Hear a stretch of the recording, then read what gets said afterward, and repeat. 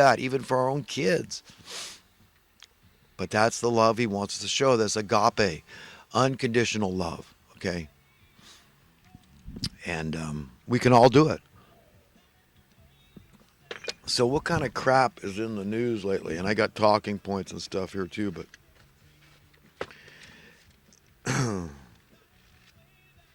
well, no mass shootings.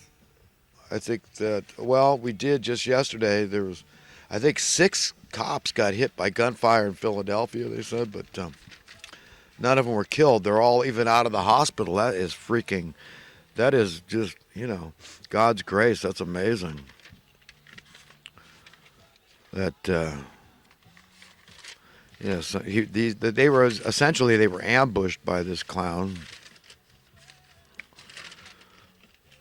Let's see.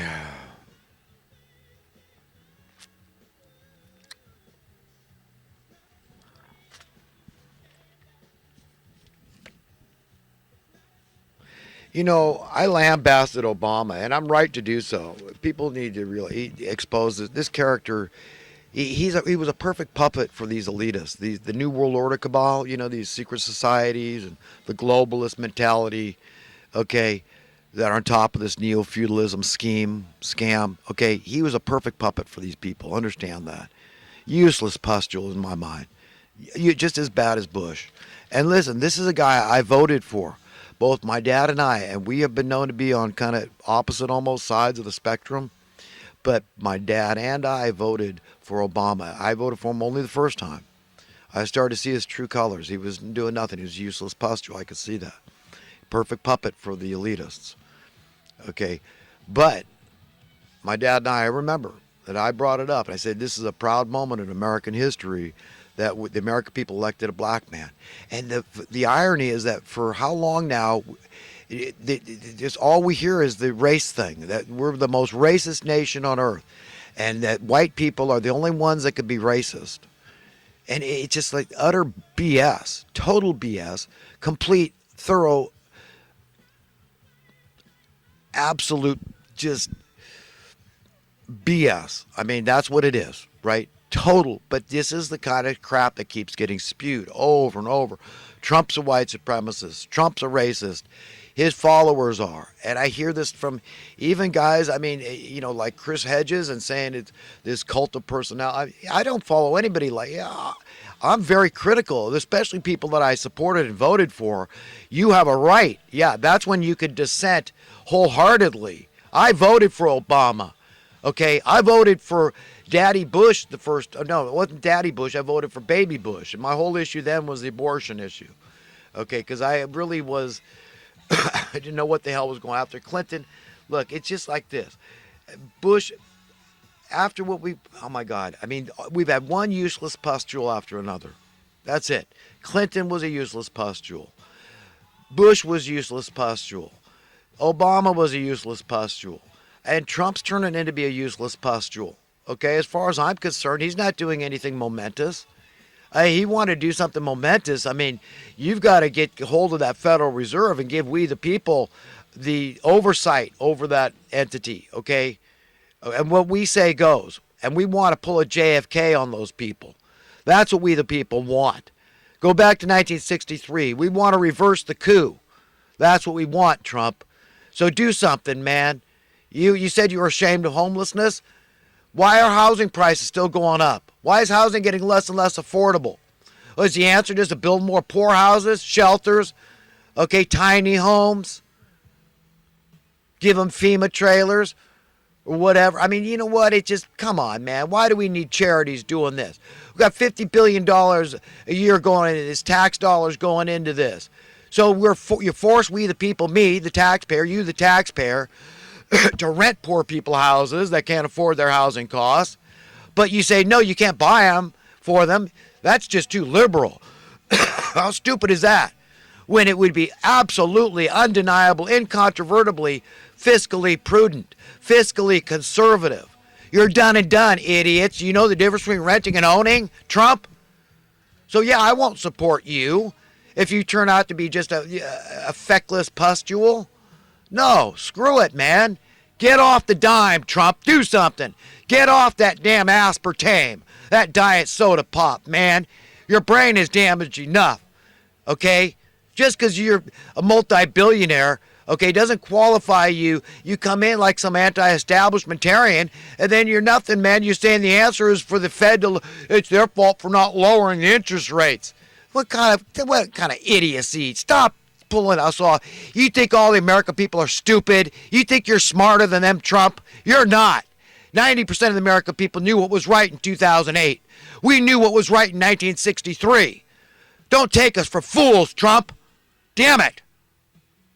I'm sorry, folks, but it does, man. It makes me, he's the president of the United States, the most powerful country in the world, leading the way, pioneering the way, the most influential nation. Okay? And look what we're doing. We're screwing it up all over the freaking world, man. I thought you knew prosperity was the answer. Universal prosperity. Will you set your daughter straight? I don't have my daughters fighting me on being an egalitarian. Are you an egalitarian? Are you a JFK? Are you a good American? Are you a true capitalist or a pseudo-capitalist that supports this ever-growing wealth imbalance? What the hell's going on here?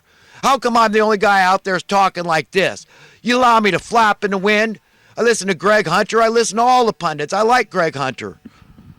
And there's a lot of good pundits out there I like. But then they get into something objectionable. I think, well, they're leaning socialist. They think Robin Hood's the answer when they know through vast amounts of empirical evidence it doesn't work. Never has, never will. The people that can afford to comfortably pay the bills of society lawyer up. They find loopholes. They pay to get off the hook. So it always falls on the backs of those that can least afford it, the poorest, the weak links, those that say, I'm out of the game, I'm living under the bridge. Well, your rent goes up, and the landlords and the mortgage holders rejoice. They say, well, that's the way we keep our prices high. Supply and demand, that's for the birds, man. We can get whatever we want. We don't want affordable housing. That's bad for the Democrats and Republicans in the leadership. That's bad for socialists and capitalists in leadership. That's bad for liberals and conservatives in leadership. The evil ones, yeah. We the people better get it, man. We better get empowered, man. Because, I mean, at times, that's it. God's calling on us. I mean, our only hope is God. God's the only one that can help us extricate ourselves from this mess. And we've got to understand economics. We've got to be empowered with the truth, the whole truth, and nothing but the truth. Okay, no matter how difficult it is, no matter how hard of a pill it is to swallow, we got to just start getting it, okay, and do something about it. We've got a big responsibility to our fellow human beings today in this generation, not to mention the future generation.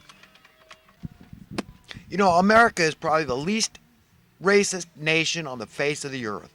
Okay, so all you scumbags that want to parrot that crap, you just got one grand poobah, okay, and you just follow the talking point. And that's the way it is. I see it all the time. The mainstream media, over and over, they've been exposed as being a bunch of big fat liars reading off a syndicated teleprompter that's handed down by a monopoly of evildoers.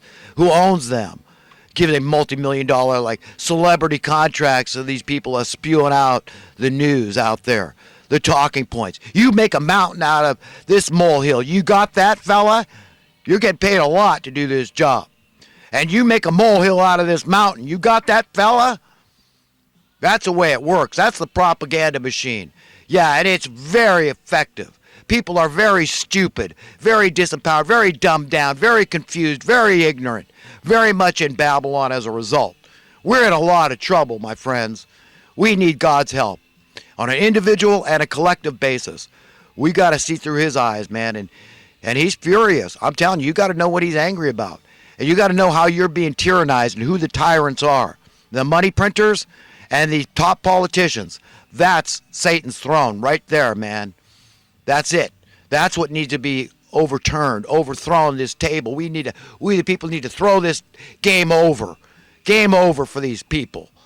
And God's helping us. He's the one that'll empower you just like he's empowered me with the truth, the whole truth, and nothing but the truth.